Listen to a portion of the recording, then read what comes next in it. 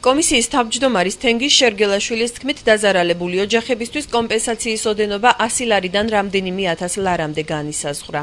იქნა გამორიცხული ის კომპენსაციები, რომელიც გაიცა სტიქიის პირველივე პერიოდში და სტიქიასთან დაკავშირებული კომპენსაციები მაშინ შეადგენდა ჯამში დაახლოებით 30 მილიონ ლარს, როდესაც გაიცა 500 ლარი, 1000 და 1500 ლარი სამ კატეგორიად. ასევე გამოირიცხა სხვა კომპენსაციები, რომელიც მიიღებული იქნა დაზღვევის თუ სხვა წყაროებიდან, ასეთი ინფორმაციაც იქნა შესწავლილი და დადგინდა ზარალის მოცულობა, რომელიც ასაკროლია ზუსტდება და თქვათ შეიძლება მან კორექტირება პლუს-მინუს 1 მილიონით განიცადოს. ეს არის ინდივიდუალური თანხები, იწყება ძალიან მინიმალური 100 და 150 ლარიდან და სრულდება რამდენიმე 1000 ლარი კონკრეტული ოჯახისთვის. ჩვენ გვაქვს თითოეული ამ ოჯახის სია, პირადი ნომერი და დეტალური მონაცემები, რაც ამ ერთი თვის და თვენახევრის განმავლობაში შესრულდა.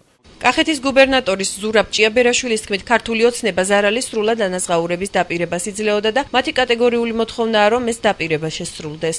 ჩვენ ამ სფეროში ვითხოვთ მხოლოდ ერთადერთს, ეს არის ჩემი ფუნქცია, რომ იყოს გამჭვირვალობა და ჩვენ ვიცოდეთ, რომ დადგენილი მეთოდოლოგიით ყველაფერი ხდება მოსახლეობის ინტერესების გათვალისწინებით.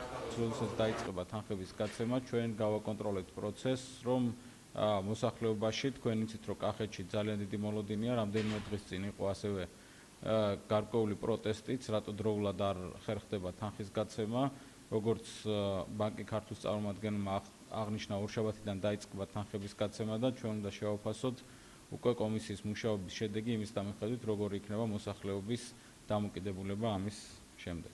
სოფლის მეურნეობის ზარალის ასანაზღაურებლად ფონდმა 95 მილიონი გამოყო, ხოლო სახურავების შესაკეთებლად დამატებით 5 მილიონ ლარამდე გადაირიცხება.